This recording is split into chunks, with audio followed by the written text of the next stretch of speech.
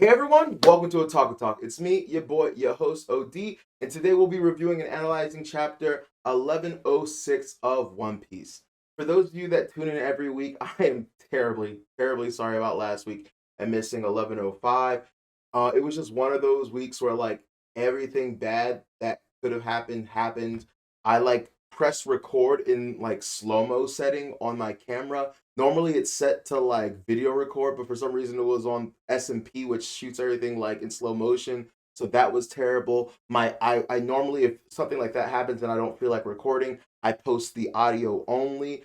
Uh I accidentally, when I moved my mic, pressed the mute button on my mic, so the entire like 25-30 minutes of like audio muted, so no audio. And it at the end of the day wouldn't have even mattered in the first place because my Adobe Premiere Pro like expired. And so like it's just a big mess. I gotta figure out how I'm gonna, luckily like I did the free trial, so I'm gonna be able to edit this one, but I gotta figure out how I'm gonna do that because not gonna lie, the price for that is steep, and I was getting the hookup before, so I gotta figure all that out.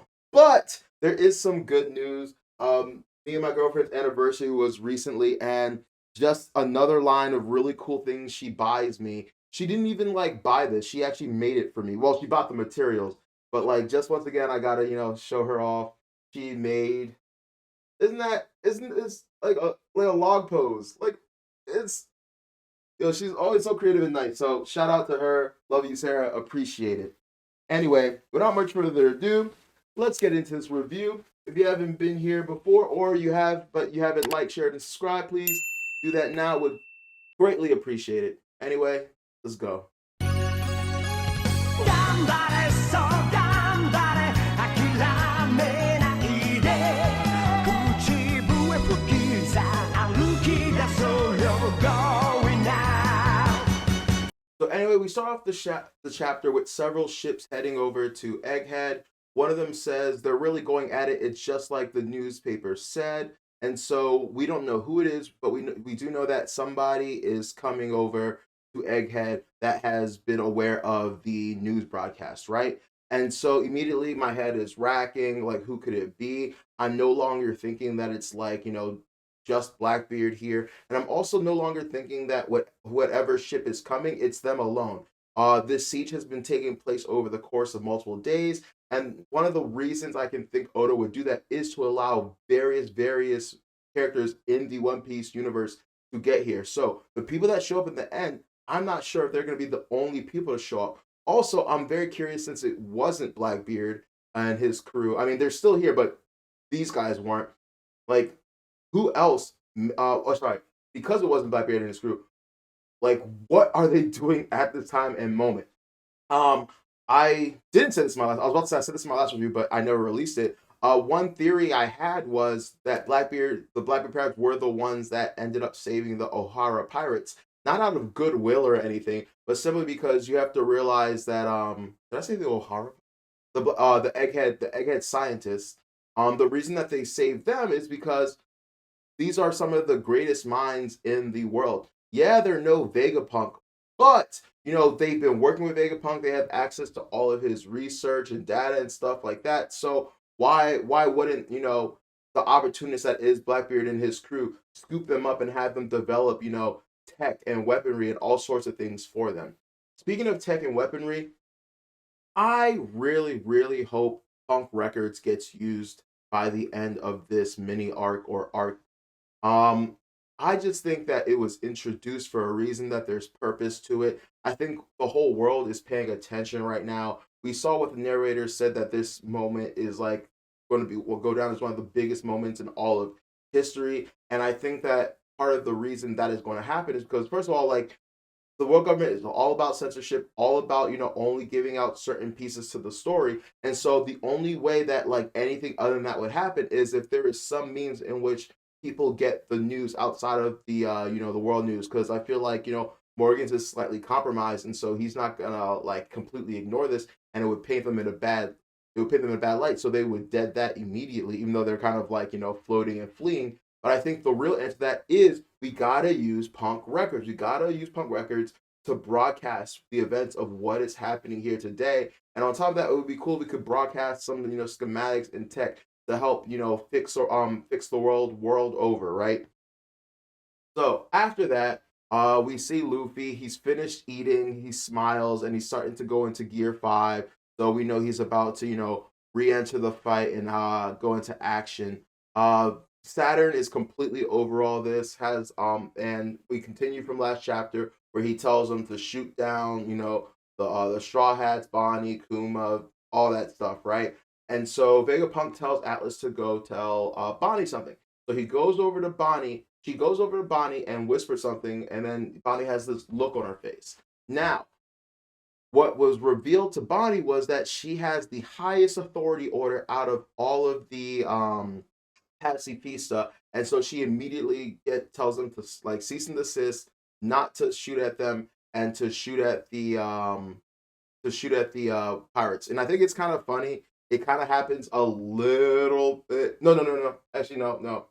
I don't think they ever got any shots off, and they immediately turn on the Marines, right? So that was really awesome. Not gonna lie though, I'm a little disappointed. So I don't want to sound like a hypocrite. Yes, I have been saying in numerous chapters now, it's been idiotic that Vegapunk hasn't put himself on the top of the command order, the authority chip order. I just thought that was an oversight. Something I was going to talk about in the last chapter review for 1105 was the fact that, you guys just kind of have to accept by now, including me, that like this is his character. This is who he is as a person, as a character. It's a intentionally built in character quirk, just for one, making the character interesting, but also for moving along and letting certain plot points happen. I don't necessarily think it's a bad one, but it can be annoying. Some people hate certain people's character traits and quirks.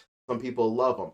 Zoro getting lost. Sanji not being infatuated and not fighting with women. Luffy being stupid and putting himself in situations that like are gonna get him killed, like jumping in the ocean or like eating poisonous food. Like all these things are things that are just like intricate to their character design. You're not gonna change, and it's gonna have effects on the story because there are gonna be times when Zoro's not around because he got lost. Times where Sanji's getting his ass whipped because he refused to put his hands on women. Times where Luffy's off the story because he did something stupid, right? So these are things that are gonna happen, and you just kind of have to embrace. And like Vegapunk, he's just super naive. Honestly, me and my girl are I'm showing her a bunch of animes, and I'm showing her Promised Neverland right now. And honestly, I was just thinking about how Vegapunk reminds me of Emma, right? So like for those of you that haven't seen Promised Neverland, there's three main characters, but the main character is Emma, and they're all super geniuses, but like they all have different quirks to them. The smartest of them, so like Emma's smart, but she's super naive and optimistic.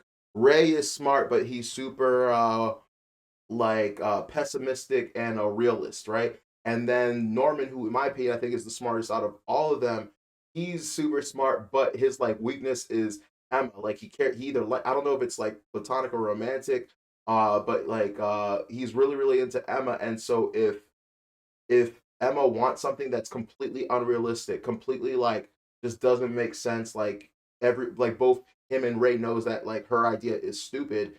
He also will agree, like, yeah, I agree it's stupid, but I'll do everything in my power to make it happen. Yeah, it's impossible, but I'll figure it out because I'm me, and I think that's so cold. But like Vegapunk reminds me so much of Emma, where she's smart but stupid at times because of her sheer naivety and optimistic like nature.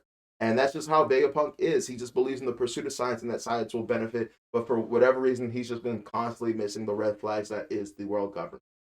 Also, something I just want to say I kind of agree with everyone that's complaining about this on is the fact that like for Vegapunk to have just waited now for this moment to tell Bonnie this is a little bit aggravating and kind of fucked up. Like so many people have been injured, Sentomaru have gone through like so much shit, and for him to be like, oh, by the way, you can just tell them not to fight us is kind of ridiculous because the pacifista have been going crazy for like several chapters now, and so for him to not have brought this up before is insane. Obviously the one justification that I can assume off the top of my head, and just because something is justified doesn't mean like it's a good justification, right? but like maybe he thought maybe there was still a chance that he could be in the world government's good graces, still a chance like they could forgive him. It's a bit of a stretch, but like I guess you could argue that, but like no, it's asinine. Also, something else I forgot to mention.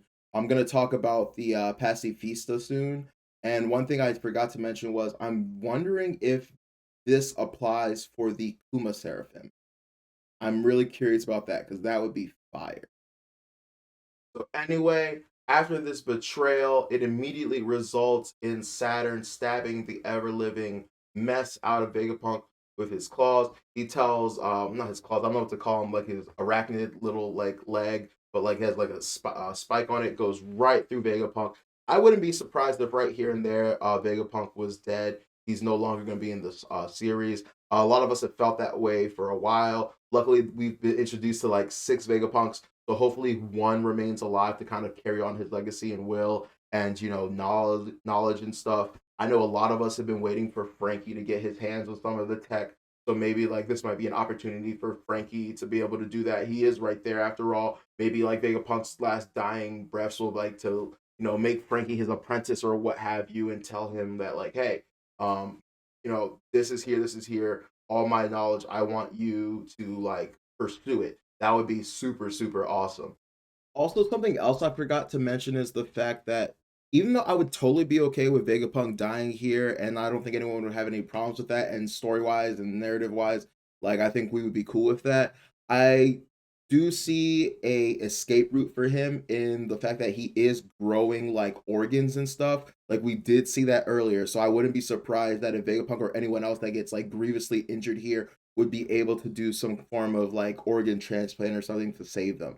Now, would Oda kind of like forget about that, or like maybe he dies before it can happen? Yeah, that's possible, but that is an option I do want to mention.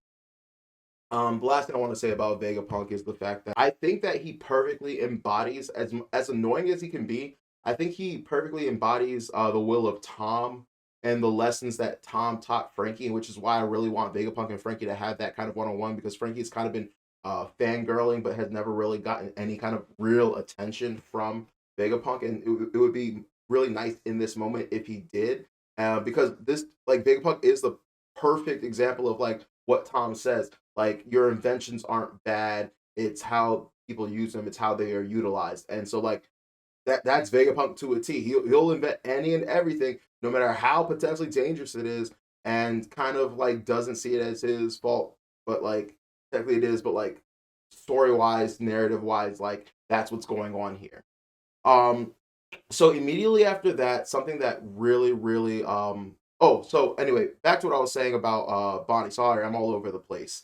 So back to what I was saying about Bonnie and the Kumabots. Something I was gonna say in the last chapter review was I was hoping that because they all one thing people don't realize is all of the Pacifista are actually clones of Kuma. They're clones of Kuma that were mechanized, that were turned into cyborgs. But at their core, they are quote unquote clones, aka humans, because once again, Vegapunk earlier on said, without a doubt, the clones are human. And what have we been learning about the clones? That they're people of their own. They have their own wills. They're their own people. And we got clues with the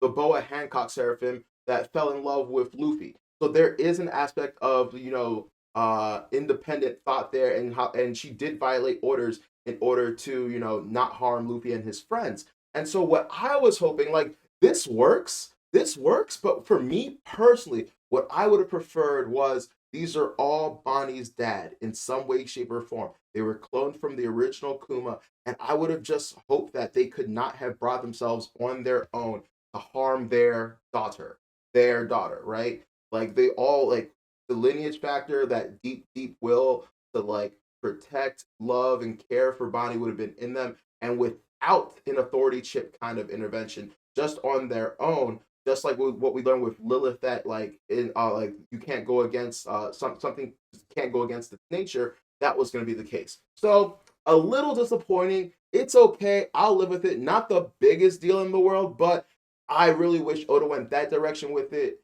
instead. Also, I really thought it would have been like kind of poetic justice. If just after that scene, because I wanted to double check, because I was like, did she not tell the the Kuma bots like earlier on not to attack it. She never did. I went back to I think it was like 1106 or something like that. I went back to that because it was like he's the only family I have. And no, she never directly tells him to stop attacking. So I was like, okay, fine. There's no like plot hole there. But I thought it would have been really nice if all that don't kill him. That's my father. Blah blah blah. Yada yada yada would have culminated in this moment where like this was the reason why we didn't take him down. This is what it was all about. Like it actually is her father in a way, shape, or form, and it kind of ruined that for me. Still great. Chapter is still phenomenal, fire. Not complaining. Just that's that was my personal want and desire. Another want and desire that I didn't get was Kizaru blasting these fools. So Kizaru immediately starts shooting at them, putting lasers in anyone that's there, from Bonnie to Kuma. You see Sanji there, Atlas, and I believe Frankie. I was super disappointed in it. You even see where Kizaru is about to slash Kuma and Bonnie, and he says, "I'm gonna do it in one slash, so you guys can do together." And I know that sounds fucked up. Normally, when someone does it, I'm like, "That's some really villainous shit." But I don't get that kind of malice from Kizaru. It really does seem like I don't want to do this. I'm just gonna I'm gonna make this, as painless as possible. You guys are gonna go out together. It's gonna be great. Yeah, like I know it sounds wild, but like that's kind of like what we got. And luckily, Luffy shows up there in time. But I was really sad because I said this in my last review that didn't air, and I was thinking that like, do you guys think we're gonna get a flashback for Kizaru soon? Just because I think it's clear we're gonna get one with Akainu because we just have to find out like why is he such a head ass, and I feel like the same with Kizaru. Like, why is he just so like certain? Why is he a man with like no literal like will of his own or anything to stand on? Just simply because like there has to be a reason he is so loyal to the world government, and I have to know it. What kind of things has he seen? What kind of things has he been through? What has the world government done for him? There has to be more than meets the eye with him because he doesn't seem like a bad person, and he does seem like this whole thing is kind of like screwing him up, messing him up. So there has to be something tangible that is literally making him go like, okay, despite the atrocities that the world government committed, despite the like sheer shit that like they're making me do and whatnot, they are still the greater good, the lesser poison, lesser evil, if you will. So I can't wait to find out what's going on there. So the chapter ends on a freaking bang. So after Luffy shows up, hits the shit out of Kizaru again, we get the don don don don don don don don don don don. I don't know if that's the. I need to watch the. I haven't gotten to that part in the anime yet with my girl, so I'll probably be able to do the song more accurately. But like everyone hears, the drums of liberation. We see a panel of the giant awakening again. So hopefully that shows up. Luffy says he's got enough food and he's at full power. So hopefully he doesn't exit Gear 5 again.